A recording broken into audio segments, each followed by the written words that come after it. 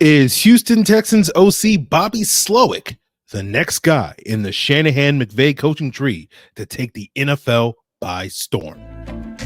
You are Locked On Falcons, your daily Atlanta Falcons podcast. Part of the Locked On Podcast Network, your team every day.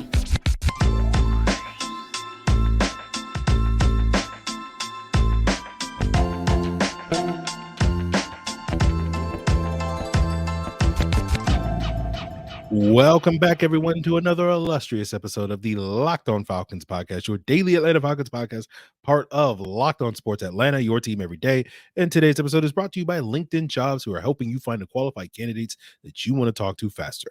Post your job for free at linkedin.com/LockedOnNFL. That's linkedin.com/LockedOnNFL to post your job for free. Terms and conditions apply. So, guys, if you do not know me, I'm your very humble host, Aaron Freeman. Been covering the Falcons for far too long. Formerly at falcfans.com, RIP, still going strong on this illustrious podcast. And I appreciate each and every one of you that tunes in to this podcast as your first listen or first watch each and every day. Shout out to the everydayers, and make sure you follow in their footsteps and subscribe or follow for free on YouTube or wherever you listen to podcasts. So today's episode, we are going to talk later about the Bill Belichick to Dallas rumors.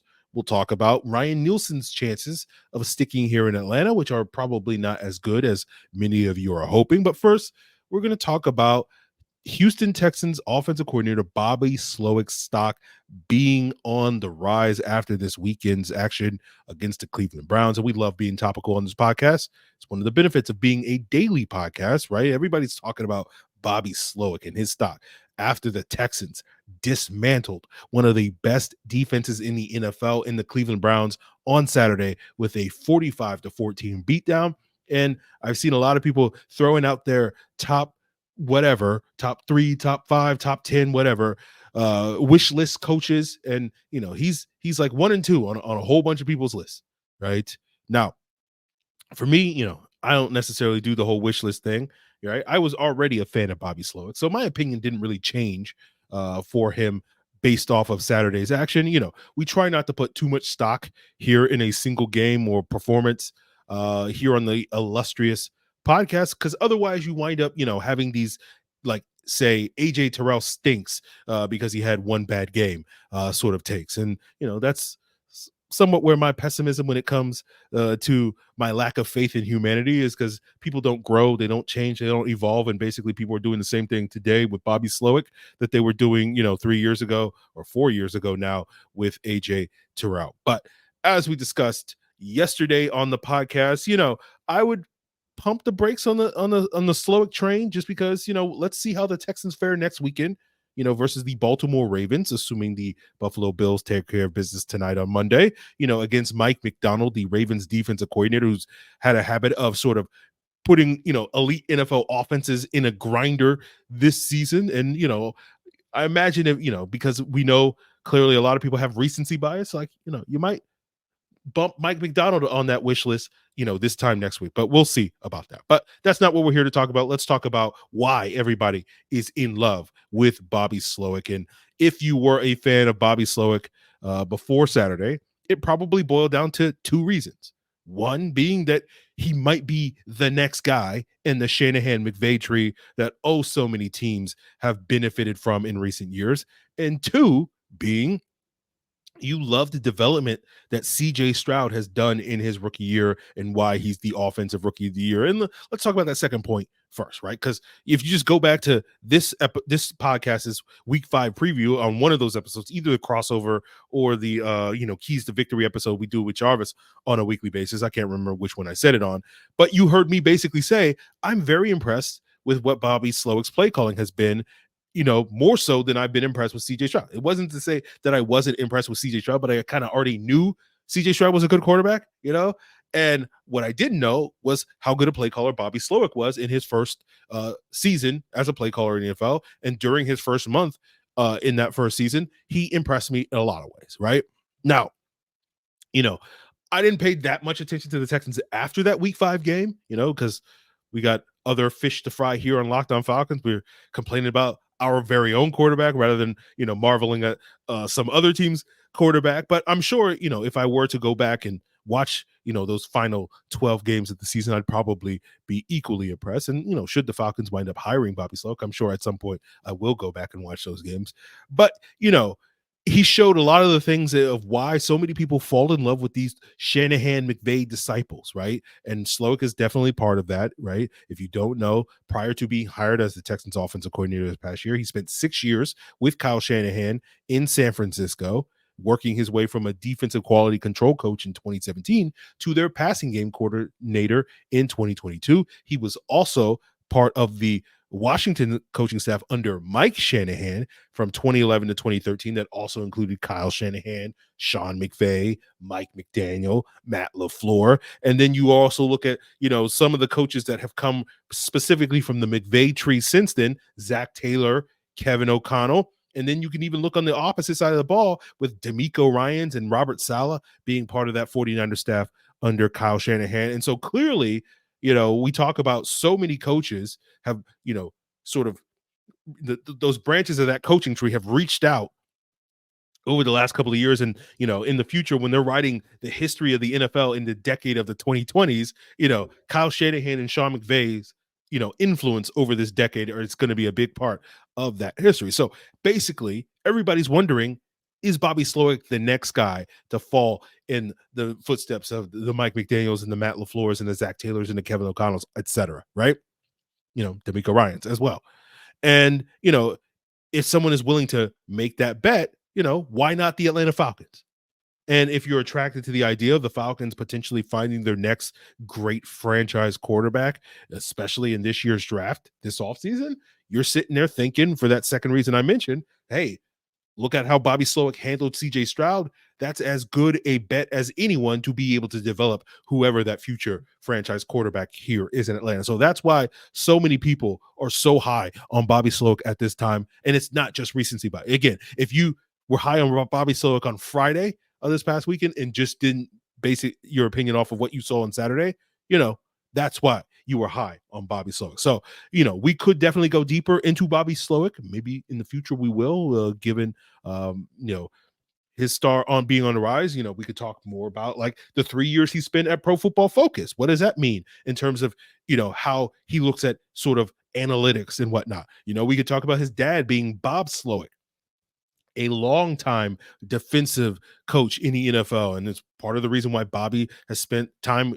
not only in Washington and San Francisco as a lower level defensive assistant. And so he's kind of in that same boat as Raheem Morris that we've talked about, which has experience coaching both sides of the ball, which is relatively rare and unique in the NFL, right? Usually you stay on one side of the ball unless your name is Matt Patricia.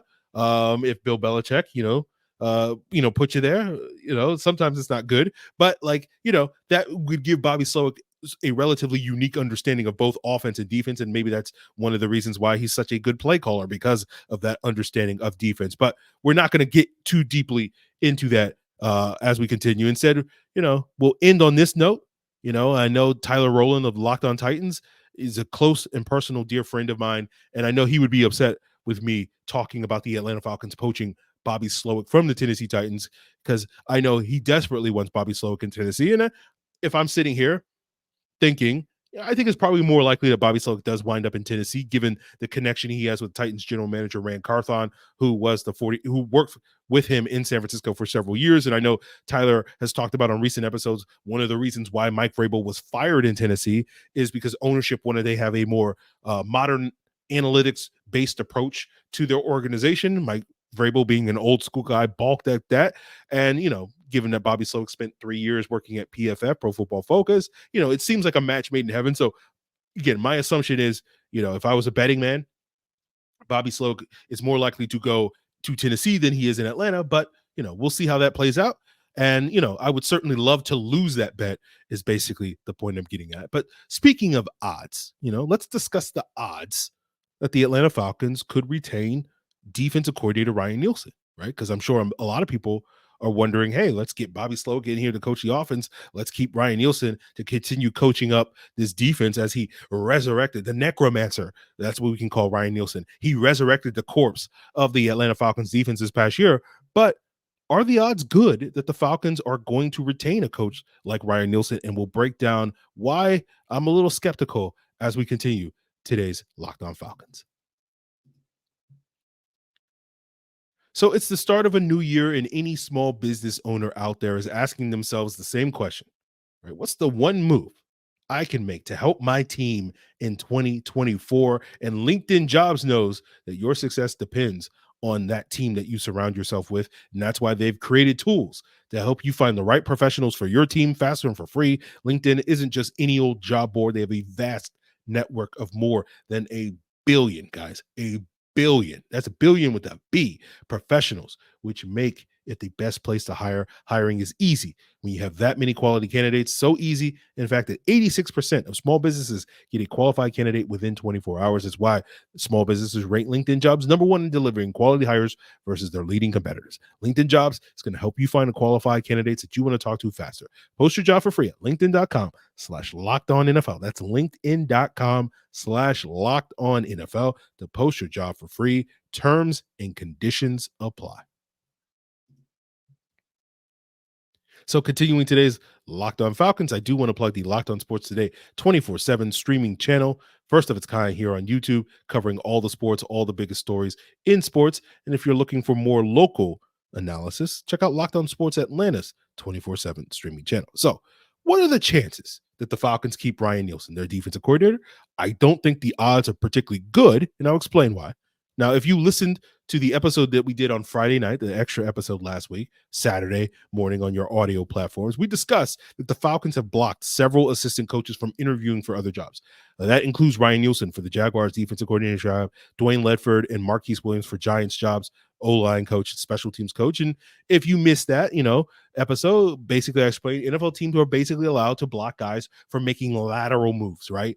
And you can't block them from promotions, right? So if someone wanted Ledford to be their offensive coordinator, the Falcons couldn't block that. If someone wanted Nielsen to be their head coach, they couldn't block that. But for a lateral move, O-line to O-line, DC to DC, they can block that. Now, of course, the reason, as we explained in that episode, is that why the Falcons are blocking these guys is because they're hopeful. Emphasis on the word hope, a new hope, that they're hopeful to retain some of these guys. Now, we compared it to how the Denver Broncos blocked the Falcons from interviewing certain coaches twice in the past. In 2019, when the Falcons had an offensive coordinator vacancy, right, that ultimately went to Dirk Cutter, they wanted to interview Gary Kubiak for that vacancy, and Denver blocked it. In 2023, last year before the Falcons hired Ryan Nielsen, they wanted to interview Ejiro Evero, the Broncos' then defensive coordinator, and the Broncos blocked it again. And this is my bad because I probably should have elaborated more on this point and pointed this out. But, maybe you listened to the episode and connected the dots and noticed something about those comparisons with the Broncos, because Kubiak and Evero didn't stay in Denver after the Broncos blocked them. Kubiak, after the Broncos wound up hiring Vic Fangio as their new head coach, went on to be a quote-unquote advisor to Kevin Stefanski, who was the offensive coordinator in Minnesota. Evero, after the Broncos hired Sean Payton as their new head coach, went on to be Frank Reich's defensive coordinator this past year in Carolina. And we see this happen all the time in the NFL. Those are just two examples that I'm sure you as Falcon fans are much more familiar with. But an NFL team will want to retain their assistants. They will block them from interviewing, but that doesn't necessarily mean that they will wind up retaining those coaches. And so when we talk about what are the chances that Ryan Nielsen is back coaching for the Atlanta Falcons in 2024, I think the odds are pretty low, like 20% in terms of how low they are. And I didn't pull that number from out of nowhere, like I often do on this podcast, because I went back and looked at the last three coaching changes the Falcons had, going from Bobby Petrino to Mike Smith in 2008, Mike Smith to Dan Quinn in 2015, and Dan Quinn to Arthur Smith in 2022. And I looked at how many retentions that those coaches made, and I wasn't counting strength and conditioning coaches. Sorry to those guys, but just looking at position coaches. And Mike Smith retained 4 coaches from the Petrino staff: quarterbacks coach Bill Musgrave, DB's coach and assistant head coach Emmett Thomas, linebacker coach Brian Vergorder, who got the promotion to defensive coordinator, and assistant special teams coach Tom McMahon. Dan Quinn retained 5 coaches: Terry Robisky, the wide receivers coach. Wade Harmon was the assistant offensive line coach under Mike Smith and became the tight ends coach under Dan Quinn. Brian Cox, the D-line coach, was retained. Keith Smith, the special teams coach, Keith Armstrong, and Eric Sutulovic, the assistant special teams coach. Arthur Smith retained 2 coaches from the Dan Quinn regime, Dave Brock, the wide receivers coach, and Danny Breyer, an offensive quality control coach. So that's 11 coaches across 3 coaching changes. So let's say roughly an average of 4 for each coaching change. And the Falcons currently have 21 coaches on staff after the firing of Arthur Smith. And so 4 out of 21 is roughly 20%. That's where that 20% odds go. And so that to me is basically the odds that any current member of this Arthur Smith coaching staff sticks around under the new head coach in 2024, and Ryan Nielsen is included in that. And so I understand why people are hopeful, optimistic that the Falcons could hire a new head coach, and that guy's going to retain Ryan Nielsen and several other of the quality and capable assistants that Arthur Smith assembled on his coaching staff. But I'm here to sit here and pour cold water on your hopes and dreams, as I often do on this podcast, because I don't think that's particularly likely to happen. And we know because coaches tend to hire other coaches that they know. They like to bring in their own staff. Van Gorder got that promotion from Mike Smith because him and Mike Smith worked together in Jacksonville 2 years prior to Van Gorder being here in Atlanta under Bobby Petrino. Brian Cox and Dan Quinn worked together with the Jets under Eric Mangini. Keith Armstrong and Dan Quinn worked together prior to that in Miami under Nick Saban. And so the truth of the matter is that the only coach that the Falcons so far have shown interest in that I'm aware of, again, I may have overlooked some things, that has any connection to Ryan Nielsen is Aaron Glenn, the Lions defensive coordinator, because they worked together for several years in New Orleans under Sean Payton. And, maybe a different coach, a new coach comes in and says, you know what? Hey, looks at the defense. It ain't broke. We're not going to try to fix it. Ryan Nielsen, you're good in my book. You can continue to be my defensive coordinator. But I'm sitting here saying, basically, I don't think the odds are particularly high that that's going to happen, as so many people seem to assume. And so I think, it's being somewhat naive if someone thinks a Bobby Slowik type coach or whoever, right, is going to come in here and just basically maintain continuity on certain aspects of this Arthur Smith coaching staff rather than bring in a completely new staff. And again, there may be a couple of coaches that they sort of retain, but I don't think that number is probably going to be as high as some people think. So the Falcons are blocking guys because from interviewing elsewhere because they want those coaches to be retained. They want to give whoever that new head coach is to have options for potential people that he can pluck and add to his coaching staff. But that is far, far from a guarantee that that new coach will take advantage of those options is basically the point. So basically, I'm telling you, I've made peace with the idea that Ryan Nielsen was essentially one and done here in Atlanta. And boy, that 1 year was an outstanding year. Basically, I'm saying there's an 80% chance that he was one and done here in Atlanta. And I think you should make peace with that. Now, maybe he's back. I would hope for it. I think you should absolutely hope for it, but it's probably not going to happen. So, that's where we'll leave the Ryan Nielsen conversation, and we'll see what develops over the coming days and weeks as the Falcons continue their coaching search. And, I've made peace with the idea that Ryan Nielsen may be gone here in Atlanta. I haven't made peace yet with Bill Belichick being the next Falcons head coach, but perhaps the Dallas Cowboys are the Jedi that we didn't know we needed to save us from that fate. Now, the NFL regular season has wrapped, but the playoffs are ongoing, so that means there's still plenty of time to get in on the action at FanDuel, America's #1 sportsbook, because right now new customers get $150 of bonus bets guaranteed when you place a $5 bet. That's $150 of bonus bets, win or lose. And boy, you got to take advantage of that offer, guys, whether you want to use it on spreads, over-unders, you want to do same-game parlays, check out the Parlay Hub.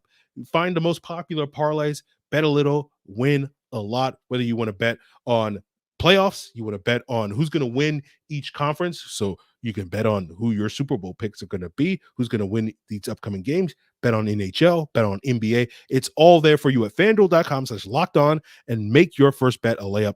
FanDuel is an official partner of the NFL.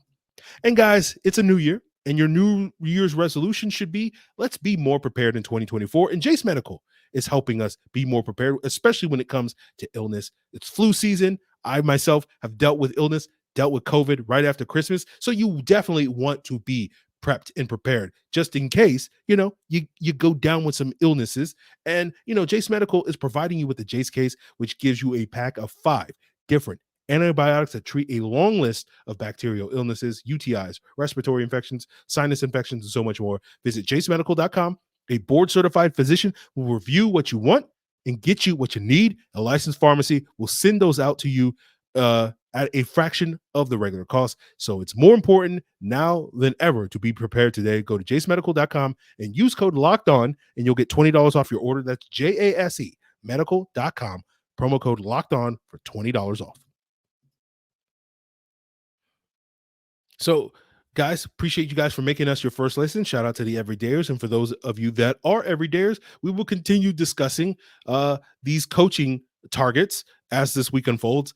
Basically every morning I decide, okay, which coach am I going to talk about each and every day? And, so right now sitting here telling you, I don't know who we're going to talk about tomorrow, but it'll be one of these coaches, potentially Antonio Pierce, potentially Brian Callahan, potentially Ajiro Evero, Steve Wilkes, who knows? Aaron Glenn, we'll see.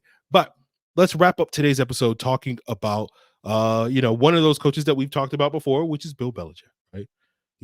Our favorite Dark Lord of the Sith. And there's recent rumors that he could be heading somewhere other than Atlanta, right? And again, we like to be topical, right? Multiple playoff games played this past weekend. And if you missed it, the Dallas Cowboys got shellacked by the Packers of Green Bay on Sunday.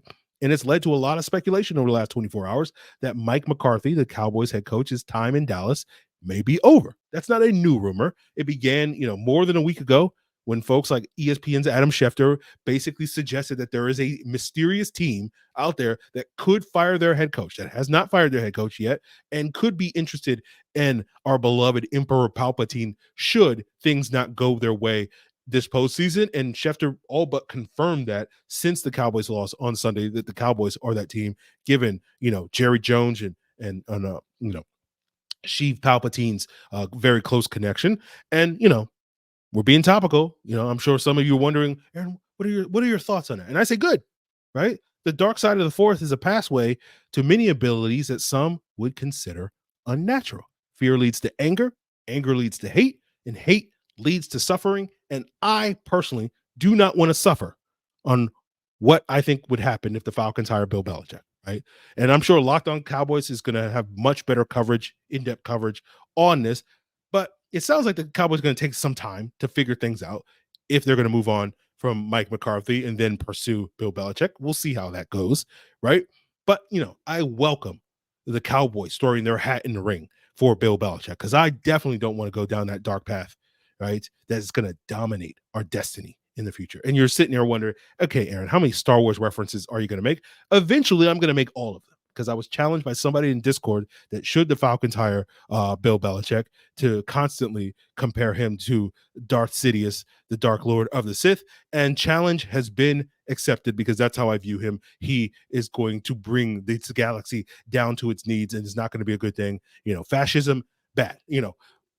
If you need me to come out publicly, fascism is not good here on the Locked On Falcons podcast. So, but seriously, on that front, the Belichick to Atlanta rumors have continued throughout the weekend. Although on Sunday, Mike Florio of NBC Sports and Pro Football Talk said, Raheem Morris might be a pretty decent plan B, might be the plan B for the Falcons if they can't land a Bill Belichick, in lieu of the Cowboys losing, and saying, if Belichick goes to Dallas, the Falcons may set their targets on Raheem Morris.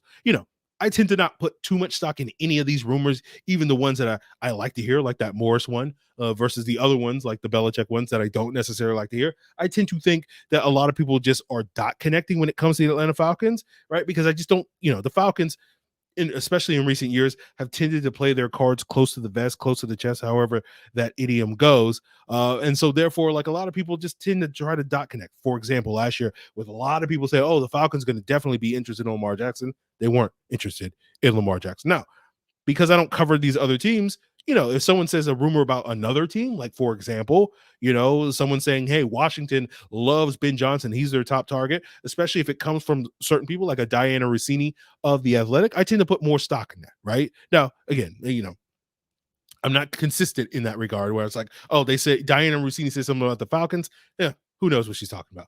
But she says something about Washington. I think she tends to know what to talk about. But that specific example is because Diana Rossini used to work as a sports anchor in Washington before she went to ESPN, and now that she's at The Athletic. So to me, she's probably a lot more plugged in to what's going on in Washington than necessarily what's going on in Atlanta. So that's part of the reason why I tend to not put too much stock in this, because I think a lot of this Belichick to Atlanta stuff is coming from Belichick, right? I'm sure the Falcons are interested.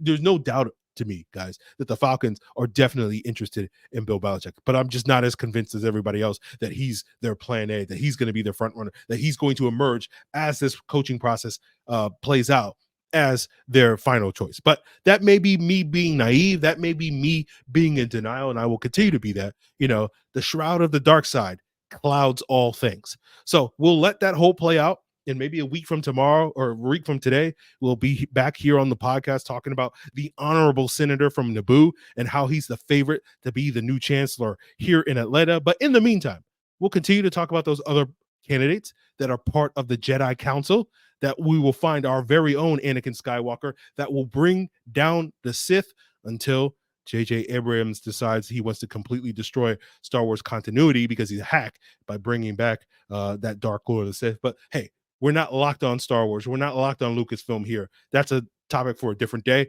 Let me know what you think about Star Wars. We can talk about in the Discord for Locked On Falcons. Link in the description below.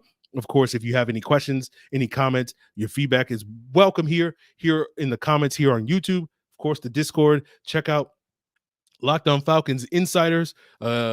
Still don't know exactly what we're going to do this week for the Locked On Falcons Insiders in terms of film study. Might start looking at some Senior Bowl guys. Maybe. We'll see how that all plays out. But that is something that you can join in the link in the description below at joinsubtext.com/LockedOnFalcons if you want access to the extended all 22 reviews. We did 17 of them things during the regular season to get that high definition edition film study of not only plays that we broke down on the regular all 22 reviews here on YouTube and elsewhere on your podcast audio feeds, but looking at more things. And so those Locked On Falcons Insiders have a keen and unique understanding of this football team that goes beyond, just the simple everydayers that you guys find yourself to be. So lots of ways for you to share your feedback. Give me your wish list. I'm curious, where does Bobby Slowik rank in your wish list? Do you feel like I'm, missing the mark on the Ryan Nielsen stuff? Let me know. Feedback is warranted. You can also send an email to lockedonfalcons@mail.com. That's the place to send that. So, guys, that's going to do it for us here on today's Locked On Falcons. Continue to make us your first listen each and every day. Tomorrow, when we get into more of these coaches, again, I'm leaning towards maybe like Brian Callahan and Ejiro Evero. That those guys interviewed over the weekend, so might as well talk about those guys. We'll see if and when we get to Steve Wilkes, who also interviewed over the weekend. That may be also on the docket potentially tomorrow. So check us out. Check out Locked On Sports Atlanta. Check out Locked On Sports Today. It's all part of the Locked On Podcast Network, your team every day. Check out Locked On Cowboys, Locked On Titans for more coverage of their teams, coaches, and whatnot.